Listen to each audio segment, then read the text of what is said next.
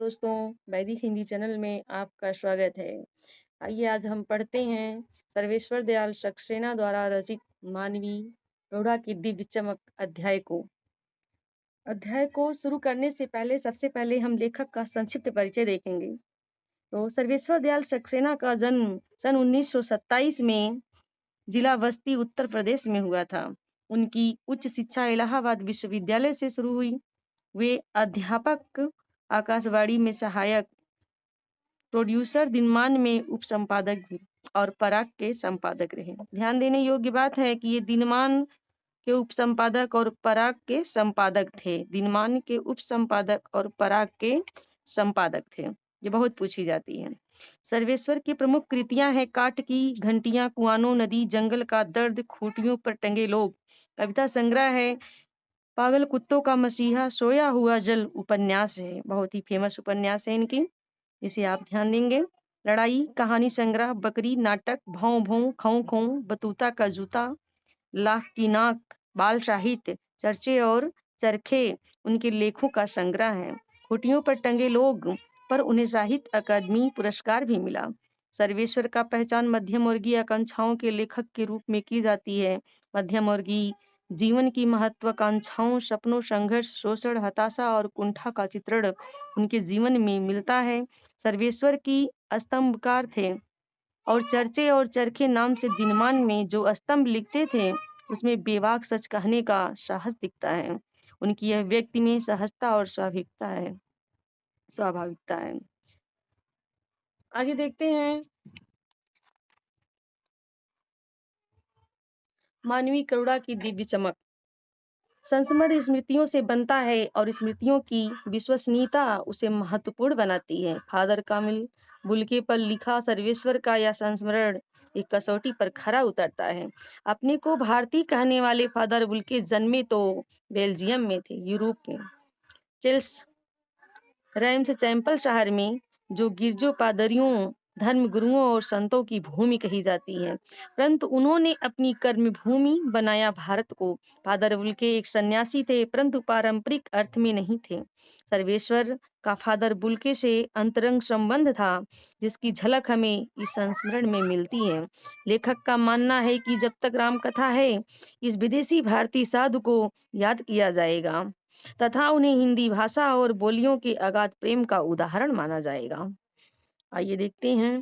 कहने का मतलब है फादर बुल्के तो बेल्जियम में जन्म तो लिए थे, विदेशी थे, यूरोप के निवासी थे, परंतु भारत से वो बहुत प्यार करते थे।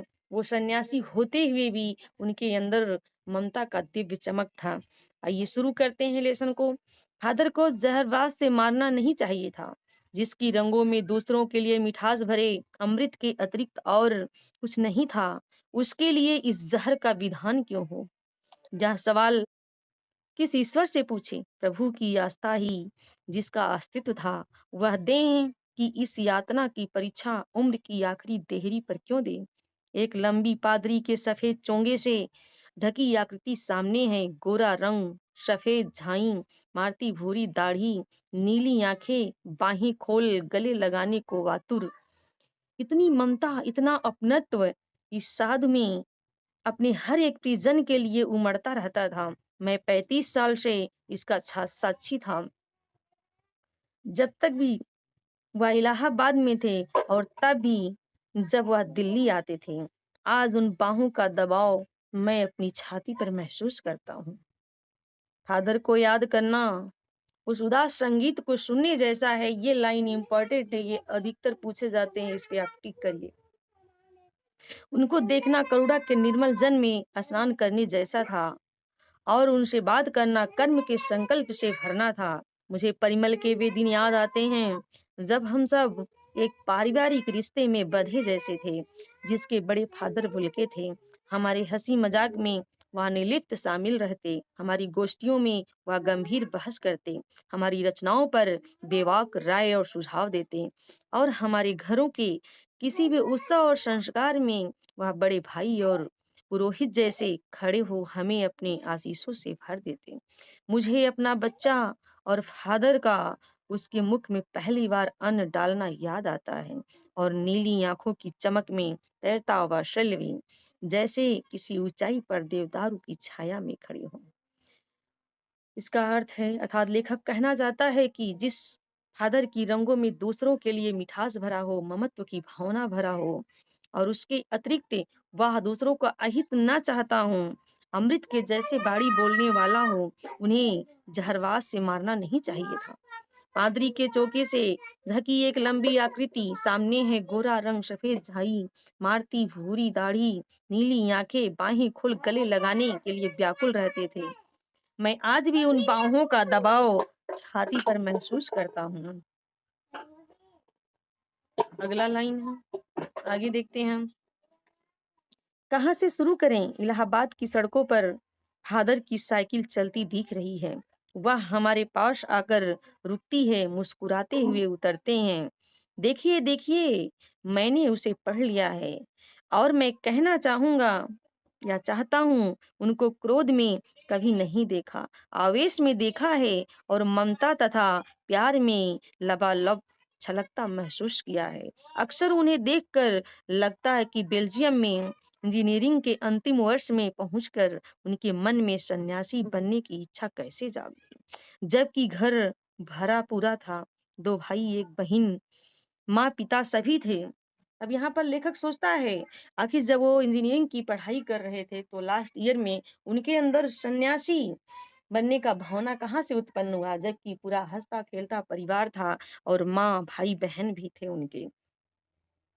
तो आगे देखते हैं। आपको अपने देश की याद आती है? उन्होंने पूछा, लेखक ने पूछा, आपको अपने देश की याद आती है? मेरा देश तो अब भारत है। फादर ने उत्तर दिया कि मेरा देश तो भारत है। मैं जन्मभूमि की पूछ रहा हूँ। लेखक ने पूछा, मैं जन्मभूमि की पूछ रहा हूँ, आपका जन्म जहाँ हुआ था? हाँ आती है, बहुत सुंदर है मेरी जन्मभूमि, रेम्स चैपल। घर में किसी की याद? लेखक ने फिर पूछा, घर में किसी की याद भी आती है? माँ की याद आती है, बहुत याद आती है। फिर अक्सर माँ की स्मृति में डूब जाते देखा है। उनकी माँ की चिट्ठियां अक्सर उनके पास आती थी। अपने अभिन्न मित्र डॉक्टर रघुवंश को वह उन चिट्ठियों को दिखाते थे। पिता और भाइयों के लिए बहुत लगाव मन में नहीं था। पिता व्यवसायी थे, एक भाई वहीं पादरी हो गया, एक भाई काम करता है, उसका परिवार है। बहन सख्त और जिद्दी थी, बहुत देर से उसने शादी की। फादर को एकाध बार उनकी शादी की चिंता व्यक्त करते उन दिनों देखा था। भारत में बस जाने के बाद 2-3 बार अपने परिवार से मिलने भारत से बेल्जियम गए थे। लेकिन मैं तो सन्यासी हूँ, आप सब छोड़कर क्यों चले आए? प्रभु की इच्छा थी, उन्होंने उत्तर दिया कि प्रभु की इच्छा थी। वह बालकों की सी सरलता से मुस्कुरा कर कहते, माँ ने बचपन में ही घोषित कर दिया था कि लड़का हाथ से गया। और सचमुच इंजीनियरिंग के अंतिम वर्ष की पढ़ाई छोड़ फादर बुल्के सन्यासी होने जब धर्म गुरु के पास गए और कहा कि मैं सन्यास लेना चाहता हूँ तथा एक शर्त रखी, सन्यास लेते समय सन्यास चाहने वाला शर्त रख सकता है। अर्थात जब भी कोई मठ में जाता है, साधुओं की संगत में जाता है, तो वहां पर कुछ शर्तें दी जाती होंगी जिसे पूरा करना होता होगा। तो इन्होंने भी अपनी तरफ से शर्त रखा कि हम परिवार से मिल सकते हैं, कि मैं भारत जाऊंगा। उन्होंने शर्त रखा क्या, कि मैं भारत जाऊंगा। भारत जाने की बात क्यों उठी नहीं जानता, बस मन में यह था, बताना चाह रहे हैं फादर बुल्के, भारत जाने की बात कैसे उठी यह नहीं जानता, पर ये मन में था कि मुझे भारत का दर्शन करना है, मुझे भारत रहना है, भारत में घूमना है। तो अर्थ भी देख लीजिए, मैंने कभी उनको क्रोध में नहीं देखा, आवेश में देखा है और ममता तथा प्यार में लबालब छलकता महसूस किया। अर्थात उनकी आंखों में हमेशा ममता भरी भावना थी। फादर का भरा पूरा घर था, दो भाई एक बहन, माता पिता सब थे। फिर भी बेल्जियम में इंजीनियरिंग के अंतिम वर्ष में पहुंचकर उनके मन में सन्यासी बनने की इच्छा कैसे जाग गई होगी। जब उनसे पूछा गया कि क्या उन्हें अपने घर पर जन्मभूमि की याद आती है, तो उन्होंने कहा, हाँ आती है, बहुत सुंदर है मेरी जन्मभूमि, रैम सैंपल, माँ की याद आती है। उनकी शर्त मान ली गई और वह भारत आ गए। पहले जीसेट संघ में 2 साल पादारियों के बीच धर्माचार की। यहाँ इम्पोर्टेंट है, पहले जीसट संघ में 2 साल पादारियों के बीच धर्माचार की पढ़ाई की। फिर 9-10 वर्ष दार्जिलिंग में पढ़ते रहे, कलकत्ता से बीए किया और फिर इलाहाबाद से एमए। उन दिनों डॉक्टर धीरेन्द्र वर्मा हिंदी विभाग के अध्यक्ष थे। शोध प्रबंध प्रयाग विश्वविद्यालय के हिंदी विभाग में रहकर 1950 में पूरा किया। रामकथा उत्पत्ति और विकास परिमल में उनके अध्याय पढ़े गए थे। फादर ने माता लिंग के प्रसिद्ध नाटक ब्लू वर्ल्ड का रूपांतरण भी किया। ये जो है इम्पोर्टेंट है, फादर ने ब्लू वर्ल्ड का रूपांतरण किया था माता लिंग के नाटक का, नीलपंछी के नाम से। किसके नाम से रूपांतरण किया था ब्लू वर्ल्ड का? तो नीलपंछी के नाम से। बाद में वह सेंट जेवियर्स कॉलेज रांची में हिंदी तथा संस्कृत विभाग के विभागाध्यक्ष हो गए और यहीं उन्होंने अपना प्रसिद्ध अंग्रेजी हिंदी कोश तैयार किया और बाइबिल का अनुवाद भी। और वहीं बीमार पड़े, पटना आए, दिल्ली आए और चले गए। 47 वर्ष देश में रहकर और 73 वर्ष की जिंदगी जीकर फादर बुल्के संकल्प से सन्यासी थे। कभी लगता है वह मन से सन्यासी नहीं थे, रिश्ता बनाते थे तो तोड़ते नहीं थे। 10 साल बाद मिलने के बाद भी उसकी गंध महसूस होती थी। जब तक भी दिल्ली आते जरूर थे। अर्थात फादर बुल्के जो है सन्यासी जरूर थे पर सन्यासी दिखते नहीं थे। अगर वो किसी से जुड़ते से, किसी से रिश्ता बनाते थे तो वो तो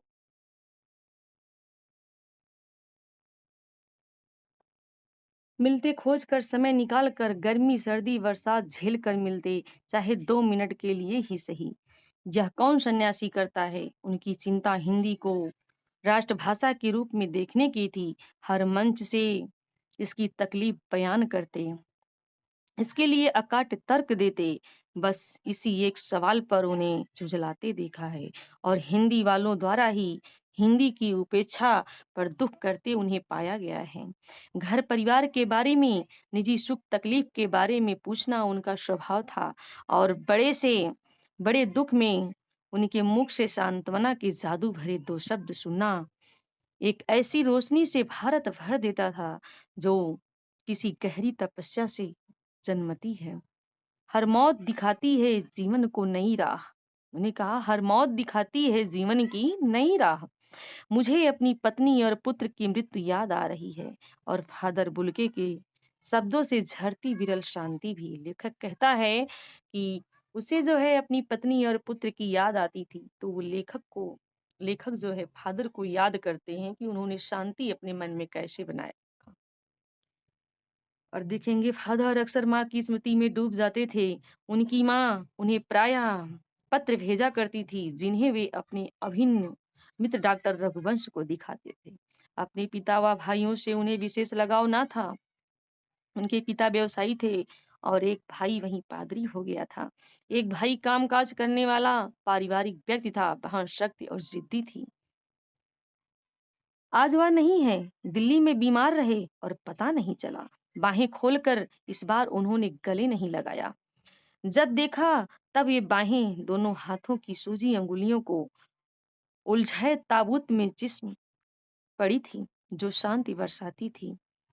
वह चेहरे पर थिर थी, तरलता जम गई थी। वह 18 अगस्त 1982 की सुबह 10 बजे का समय था।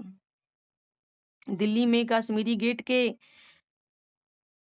निकलसन कब्रगाह में उनका ताबूत एक छोटी सी नीली गाड़ी से उतारा गया। कुछ पादरी रघुवंश जी का बेटा और उनके परिजन राजेश्वर सिंह उसे उतार रहे थे। फिर उसे उठाकर एक लंबी संकरी उदास पेड़ों की घनी छांव वाली सड़क से कब्रगाह के आखिरी छोर तक ले जाया गया, जहां धरती के गोद में सुलाने के लिए कब्र अवाक मुंह खोले लेटी थी। ऊपर करील की घनी छां थी और चारों ओर कब्रें और तेज धूप के वृत्त। चैनेन्द्र कुमार, विजयेंद्र स्नातक, अजीत कुमार, डॉक्टर निर्मला जैन और मसीही समुदाय के लोग, पादरीगण उनके बीच में गैरिक वसन पहने इलाहाबाद के प्रसिद्ध विज्ञान शिक्षक डॉक्टर सत्यप्रकाश और डॉक्टर रघुवंश भी, जो अकेले उस सकरी सड़क की ठंडी उदासी में बहुत पहले से खामोश, दुख की किन्हीं अपरिचित आहटों से दबे हुए थे, सिमट आए थे। कब्र के चारों तरफ फादर की देह पहले कब्र के ऊपर लिटाई गई। मसीही विधि से अंतिम संस्कार हुआ। रांची के फादर पास्कल तोयना के द्वारा उन्होंने हिंदी में मसीही विधि से प्रार्थना की। फिर सेंट जेवियर्स के रेक्टर फादर पास्कल ने उनके जीवन और कर्म पर श्रद्धांजलि अर्पित करते हुए कहा, फादर बुल के धरती में जा रहे हैं, इस धरती से ऐसे रत्न और पैदा हों। डॉक्टर सत्यप्रकाश ने भी अपनी श्रद्धांजलि में उनके अनुकरणीय जीवन को नमन किया। फिर देह कब्र में उतार दी गई। मैं नहीं जानता इस सन्यासी ने कभी सोचा था या नहीं कि उसकी मृत्यु पर कोई रोएगा, लेकिन उस क्षण रोने वालों की कमी नहीं थी। आंखें सबकी आंखें भीगी हुई थी। नम आंखों को गिनना स्याही फैलाना था। ये पंक्ति मोस्ट इम्पॉर्टेंट है, इसको आप ध्यान देंगे।